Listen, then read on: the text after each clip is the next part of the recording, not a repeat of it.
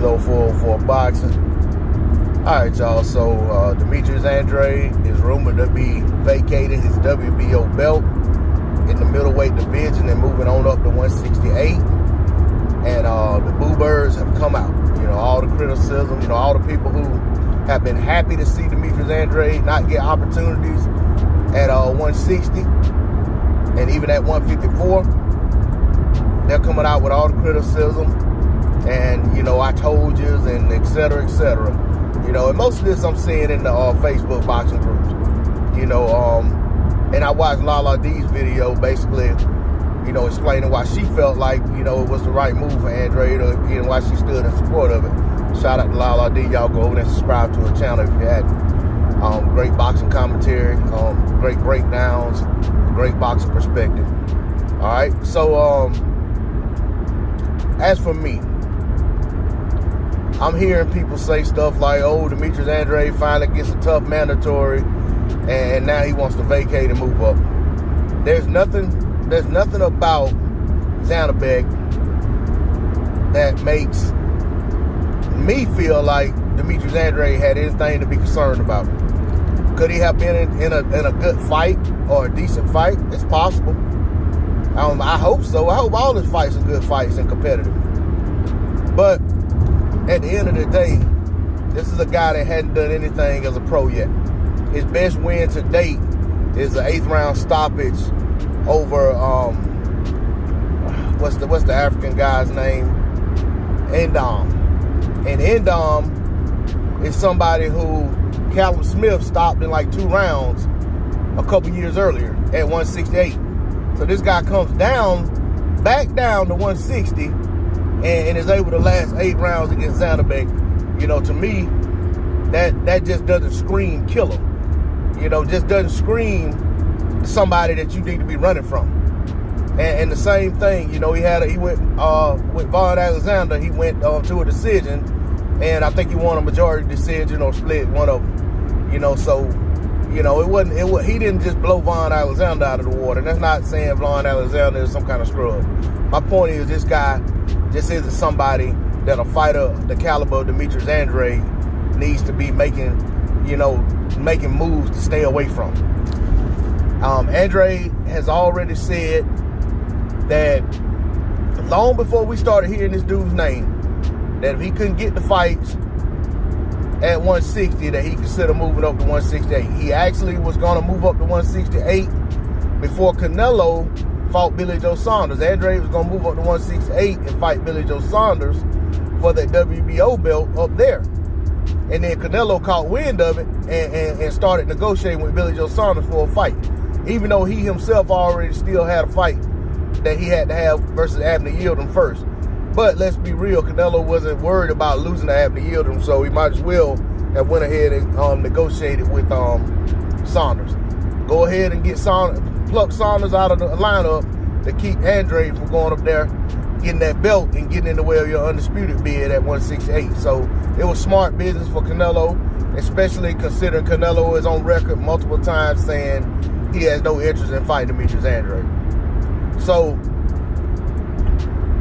you know, with Andrade making the move to 168, after trying to get fights with his other mandatory, Jaime Munguia, who is more proven as a professional than Zanabek, who, you know, was unable to get in the ring, a former champion, who has been his mandatory and kept turning the fight down. He's beat mandatory Liam Williams. He tried to get a unification bout with Jamal Charlo, tried to get a unification bout with Triple G, tried to get a unification bout with Murata. None of those guys are interested in fighting Demetrius Andrade for one reason or another.